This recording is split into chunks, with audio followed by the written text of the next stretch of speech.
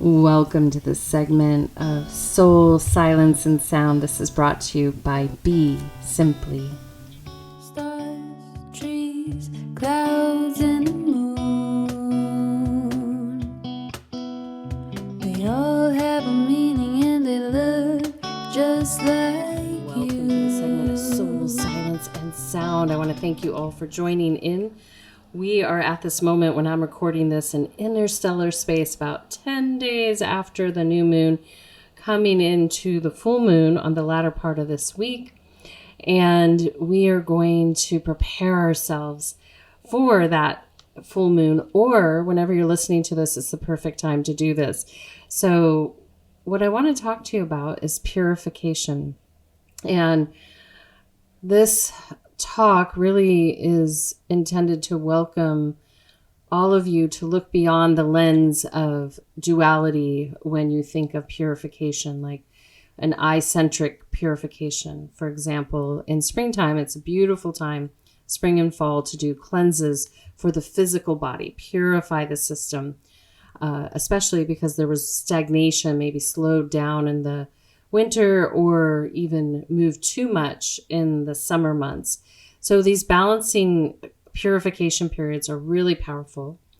And that also helps you really meet the next moment, the next infeed of energy, because we've had a lot lately, within the full moon, so that you can harness it versus allow it to disrupt you. And I know from my clients and from my own personal life and people near and dear to me, the past week or two have been a lot of energy, meaning impacting the human biofield. And so we're not independent of anything. We are all working together. And so we all have a part that we play in this collective universal to world system to microcosm that's you, that all is orchestrating something beyond what you can imagine. So the reason that purification is so important is sometimes we can get lost, and we usually get lost by our emotions, by the things that we've carried from before here, and we plop them down in settings with people, places, and things. And then we might also have afflictions, tendencies. If someone has the tendency to be envious, that would be an affliction that would be plopped down in every interaction, or almost every interaction, when one starts to grasp at something that they feel they want or need or wish they had.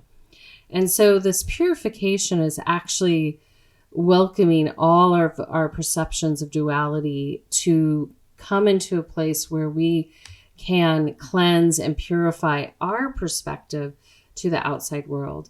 And what that looks like is really taking this self-inquiry time, that inner time, to notice where you have some nooks and crannies that have emotional afflictions that degrade your system, where you have physical afflictions that are slowing you down, where you have a mental afflictions that slow you down and bring you, meaning they degrade the system versus nourish it and help keep it at a homeostasis or even space.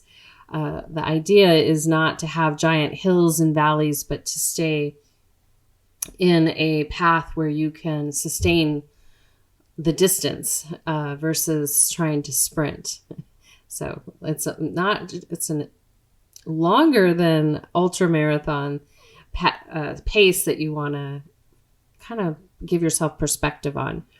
And then in those moments that you maybe go one way or the other, meaning you have highs or lows, or you run hard and fast, then you want to counterbalance it with as equal and opposite of the energy that you put forth. So if you're having to work hard and fast right now, you want to make sure that you have equal amounts of times. They may not all come at like in one full day or week, but equal amounts that help you replenish and purify.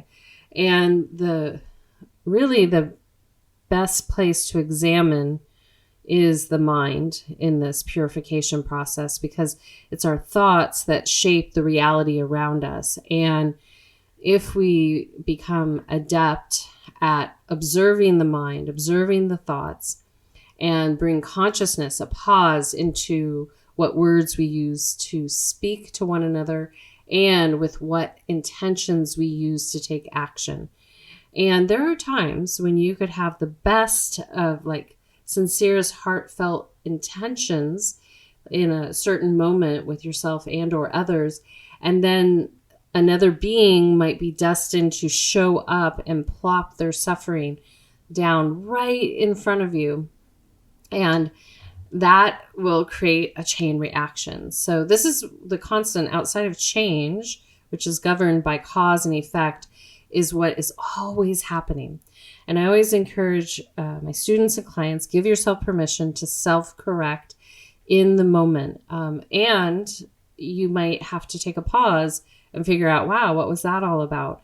Or even if you're feeling the excitement of something coming on that feels very positive, give yourself the pause to really sit with it, to make sure that you're not getting swept away, by the moment because of the excitement, that it really is in alignment with you. And this is what happens in spring and fall, is that we can get swept away by that yang, that wood energy rising, or the air moving so quickly that it's gets us out of alignment in our mind. So as we head into the full moon, if you're listening to this in real time, if not, again, you'll be right on schedule. As we head into that space, we will have the opportunity to really think, okay, I'm listening to this whenever, and why don't I sit back and start to look at the quality of my mind, look at the quality of my physical body, look at the quality of my emotions, and look at the quality of my soul. And so oftentimes, when people are having a lot of jostling, a lot of push-pull internally, they're trying so hard to hold on to something. But if they stop and pause and really listen in, they will start to realize that their soul is speaking to them, and their soul is sharing what is actually in alignment for them. Yet maybe because they're grasping for something that they so desperately want to hold on to, that they're not listening to the guidance of the soul. And what that really looks like is offering yourself the opportunity to give it space, in this moment, especially, that you give the space, the alchemical space, so that trees, plants, flowers can sprout up. You don't try to hold on to them and not let them grow at their own pace. And the same thing is in the fall months. You give it space, so all that needs to be shed has room to do that. You don't run and shake the tree prematurely to knock the leaves down. You don't try to pick them all off early, all those kinds of things. You give it space to do what it's supposed to do. And in that shedding and growing moment, you have this counterbalance. And this is how we want to kind of look at our life, is what is the counterbalance? You eat a big meal and say you feel so full that you're a little sleepy. The counterbalance, rather than to be sedentary, would be to take a walk. It's an Ayurvedic practice after dinner, just to take a walk to help you with your digestion. And then the fuel can move through the body in a way that is beneficial, versus all just letting you just become completely still, or take a nap, or go to bed really early with a full belly. So for you in this moment, if you just bring it up to the mind, then start to think, how busy is my mind? Is my mind super busy? Am I over contemplating things? Am I over complicating things? Am I forward casting? Am I grabbing from the past and bringing it here? And what are you not hearing in that moment? Because again, when we dip into silence, that's when we have the silent meditation. That's when you start to get in contact with your wisdom keeper. And that is your potential to reach higher states of consciousness. And that higher states of consciousness is an opportunity to move beyond causing yourself and others suffering, to be free, to be liberated. In India, we call this moksha. In Vedic, it's to be completely free, liberated. And in a Buddhist term, it would be nirvana, just to move beyond. You're completely free. And think about how beautiful that is, like to actually take a daily effort not to cause yourself harm and or others with your thoughts. Super powerful. And so how we purify the mind, there's several ways. One is meditation. The other way is to really observe what's going on up there and then redirect the mind to a place that can serve. And the beautiful thing about service, I've said this many times over, is that when we become of service to ourselves and others, all these things that we carry around, our trauma, our suffering, our pain, all these things we carried to here that we could have put down a long time ago, suddenly dissipate because the energy is altruistic. And when we use our mind altruistically, this is very, very beneficial, and it will help you immensely. And it'll create an expansion in the mind so that you can really get clear where you're to put your attention, where you're to focus, and that you're able to hear more clearly. And I know there's a lot of people talking about telepathy, and understand that everyone is telepathic. This is one of your senses. And so this is the other reason with meditation to sit and be sans the technology. We're doing it today, but try a couple times a week or every day for a short period of time without technology too. This is super helpful because you will then be out of a system that we fully can't understand what the motive of it is. So when it's you are your own gatekeeper. And so you can become adept at really handling yourself in that silence and purifying the mind. Also remember, when you move beyond this physical form, you will not have any of these little devices, but you will have helpers, meaning people that give themselves to you to help you through that transition. But also you will basically be on your own. And so silent meditation is the best way to prepare for the most sacred transition that you will do, aside from dropping into human form, into your mama's womb. Both are so special in their solo journeys. So we can prepare through silent meditation. So you have silent meditation, you have redirecting your energy towards what you want to focus on. So in this day and age, there's a lot of doom, gloom. It's really almost like a horror show if you spend too much time into it. So get really acquainted in your local communities. Find out how you can help locally to ease your mind and to make change where you are. And you can start that with you, and then it can spiral out to your family and friends, and then your community. And then if you have reach based on your occupation or your vocation or whatever it may be, beyond that, fantastic. That is part of your destiny. Yet start in the center and then expand out versus the other way around. And then the final note about the mind is that ideally we want it to be clear, meaning there's, I'm giving you a couple things to do, but that silent meditation will help that. So if there has to be a goal with your mind, you want to keep it as clear, because then you aren't causing any harm to yourself or others with your thoughts. So the other component of purification, then if we think about our speech, is that as you observe your thoughts, you'll get really synced up with your speech. Sometimes people think the opposite of what they say, or vice versa. And so by observing your speech, and then if you bring in that, effort, I'll call it, if you bring in the effort not to cause harm with your speech, this is a practice, because then you could start to notice the quality of your words and see, are they loving? Are they kind? Are they compassionate? Are they empathetic? or are they violent? Are they harmful to yourself and or others? And so you'll start to get it because you'll see it in the thoughts. And then when you speak, so the outward speaking, you might speak to yourself and you might notice, but you will really notice when you speak to others. And you'll feel your electromagnetic system rise up and feel hot inside when you're ready to let go of some unnecessary diminishing emotions. And those would be everything from anger to sadness to grief to your suffering expressed in all sorts of emotional ways. And it's not to say that you're not to have these emotions, but you want to bring them to a place of consciousness when you decide what you want to do.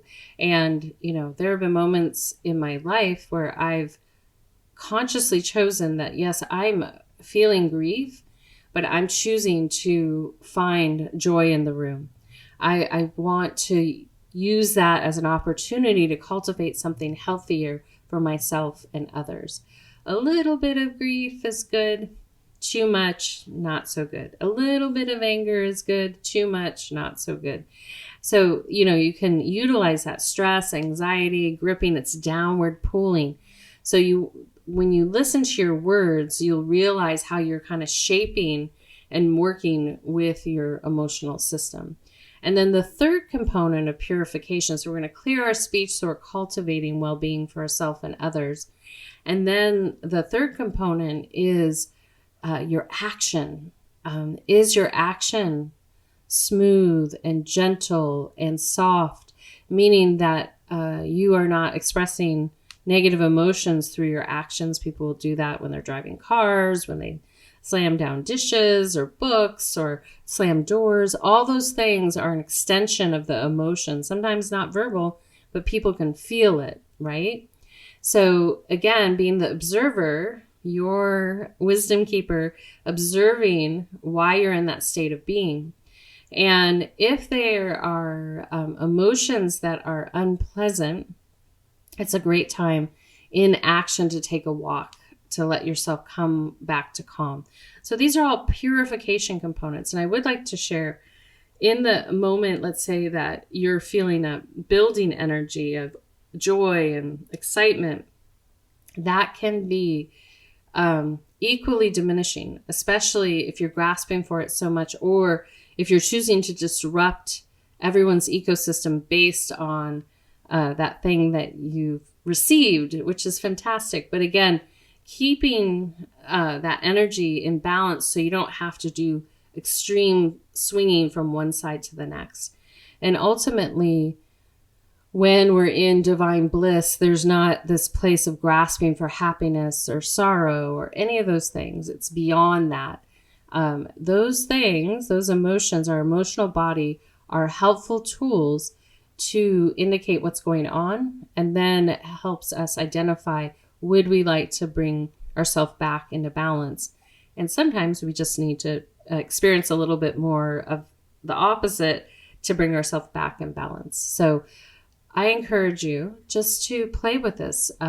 Think about this spring. It's a great time. I love working with people about communication in the spring, because the wood energy, the liver energy, that stagnation rises up and can create explosive responses to one another.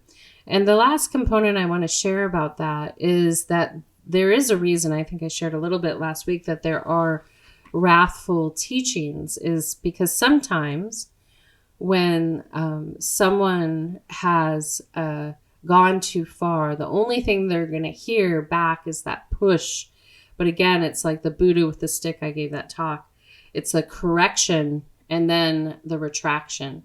And in the correction, that allows for a break in the dissonance, and then for everyone or the individual to determine, whoa, what was that? And then that's a great time for self-reflection. And that's why many tribes, when they raise their young, they have an aspect of teaching respect and a correction method. And so it's like if you've ever learned to dance, like ballroom dancing or choreographed dancing, there's always someone there correcting, teaching you how to reach a level of fluidity within that dance. And so life is very much like that.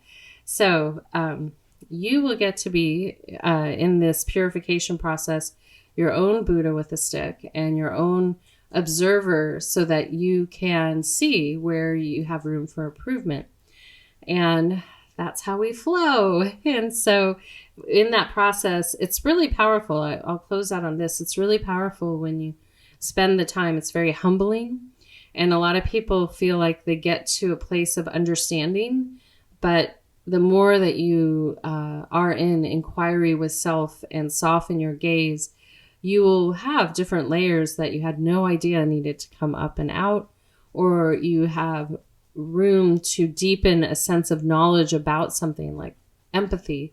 It'll deepen in a way that you can't even imagine. But if you read about the word, or maybe read some passages about what empathy is, or you might think you're super empathetic, but once you learn a little bit more about it, it'll deepen, and it'll encourage you to take responsibility in a way that is a little different. You know, sometimes people use their ability to be a little too nosy with empathy, and versus healing their need to be safe. And so empathy is meant to extend in a specific way, or many specific ways, not just one, and also not meant to be snooping around and feeling into everyone's energetic field, because that's their sovereignty. So as we go into the silent meditation, I just want to, in the spirit of purification, I just want you to imagine a stream of water or light just flows over you, or wind just clears all my words so that you can absorb them in a non-verbal way. And then as we go into the meditation, I would love to welcome you to come up into an upright seated position if that's possible. Otherwise, you can lay in Shavasana and bring your spine up, up, up, up, and then drop the shoulders down. And then find a focal point down in front of you with a soft gaze. And then taking a nice gentle breath in and out. Again, inhale. And exhale.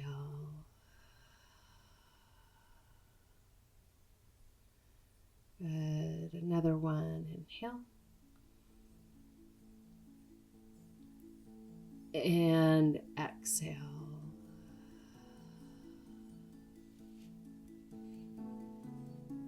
Good. And as you continue, just follow your natural breathing pattern, bringing your gaze to a focal point down in front of you, or if your mind tends to be more quiet, close your eyes.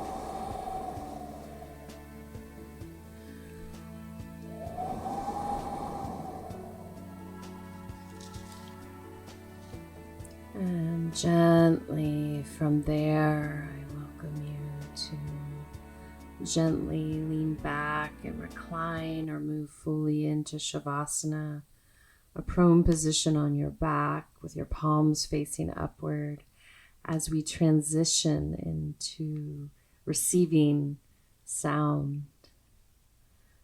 As you settle in, just take a nice gentle breath into the heart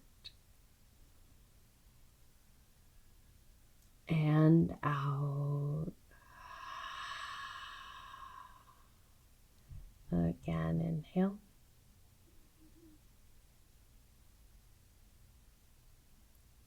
And exhale.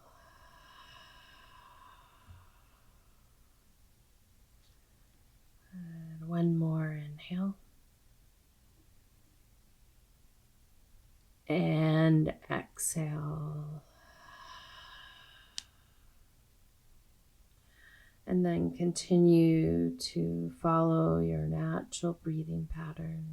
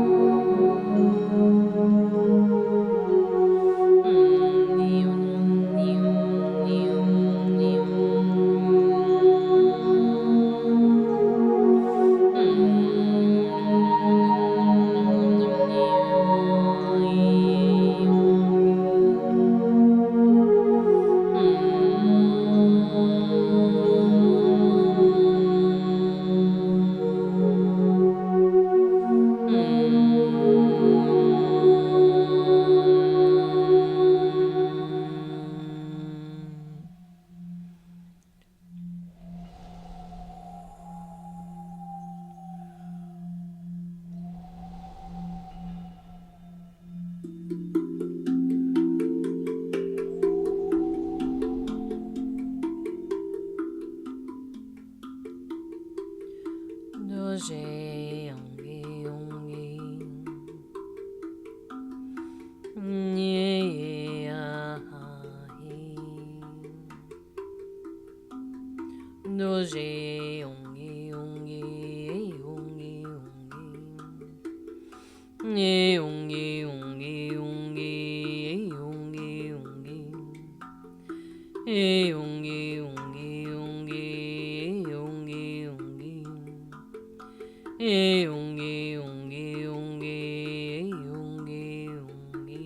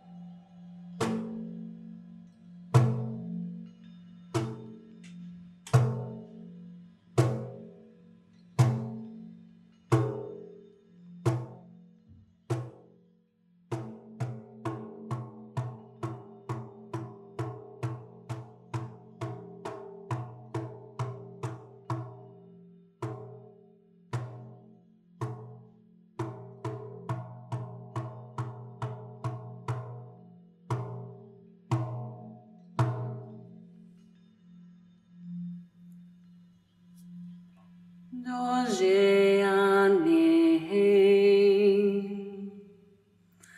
ne ane ram o ane ai ane ane ane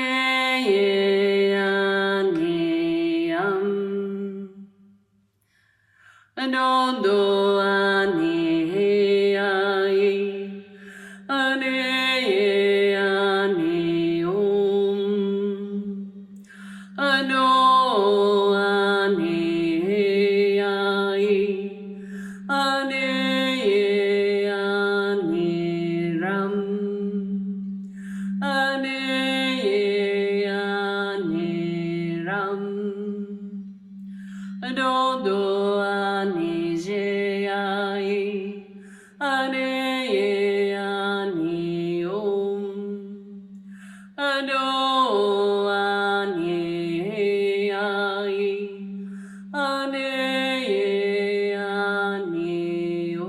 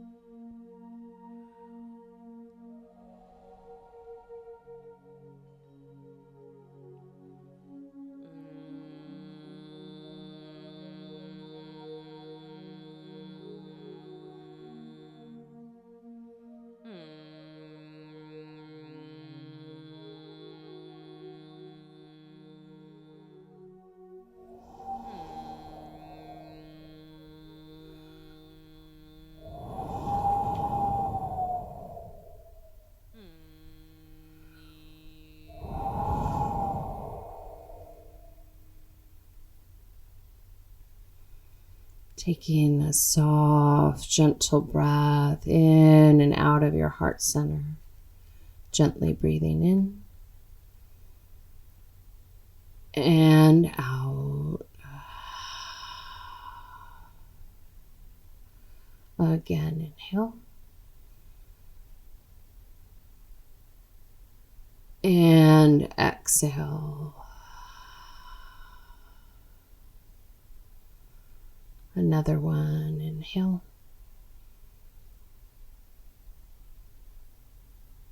And exhale.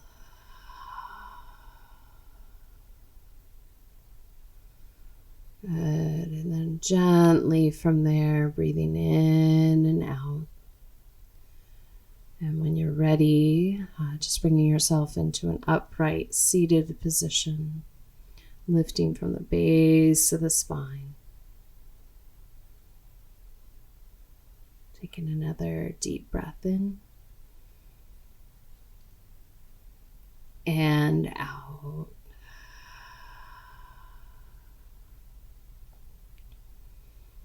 Good. Another one. Inhale.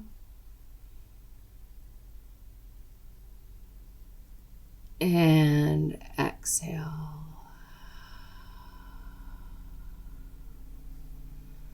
Good. And as you continue to breathe in and out,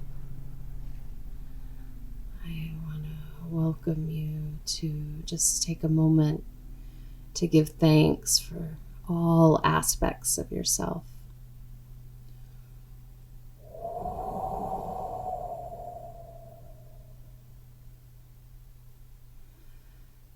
if inspired, sending out beyond here some thanks for all aspects of people, places, and things that you feel would appreciate your gratitude and welcome it.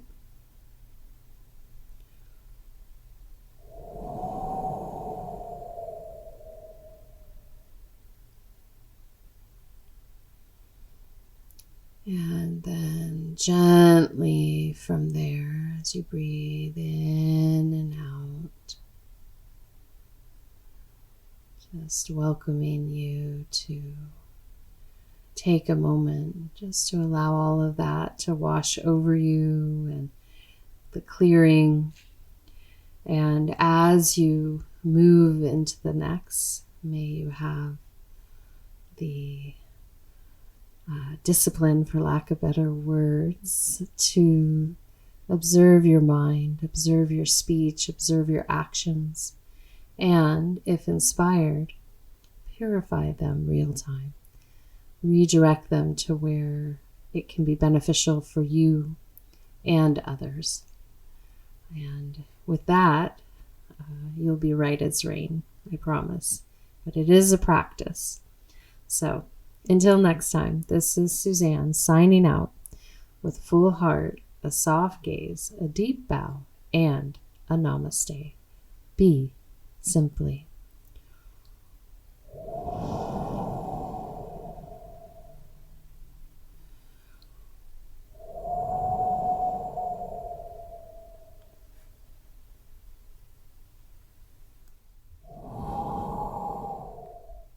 I almost forgot, and I'm going to practice what I am teaching.